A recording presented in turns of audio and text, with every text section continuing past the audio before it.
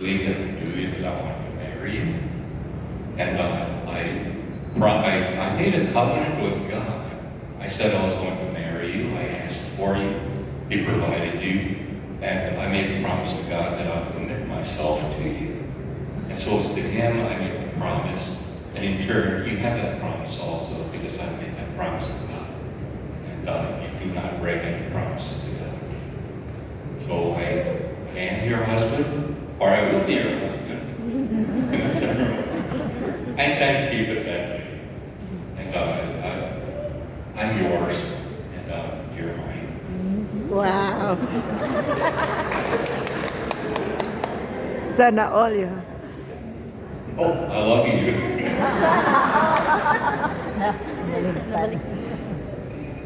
Si Bernie, magikan mo Next ikaw na po. Okay, we'll hear from Ohon. Impromptu.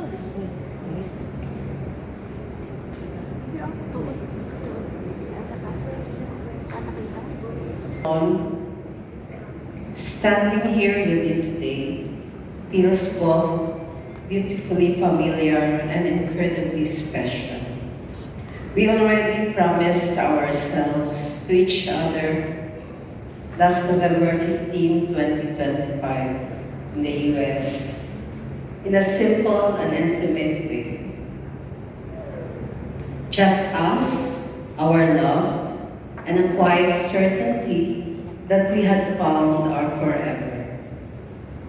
And yet, here we are again, surrounded by the people we love, because you choose to give me this moment too.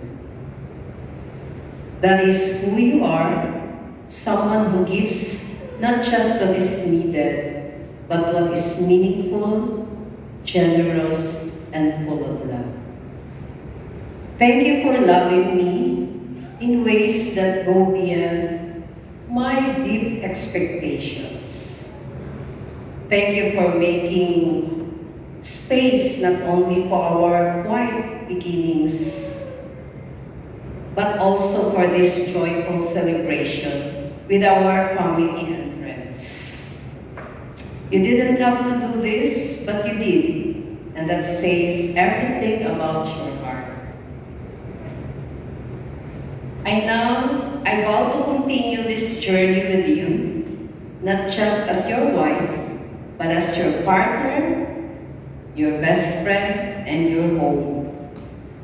I promise to stand beside you in every season, to listen patience, to love you with kindness, and to choose you every single day, just as I did then and just as I do now. I vow to keep building a life with you that honors both our quiet moments and our loud celebrations. To laugh with you, to grow with you, and to hold your hand through whatever life brings us. Mon, you are my answered prayer, my constant and my greatest blessing. Hilag. Marrying you once was never enough. We'll choose you over and over again in every lifetime.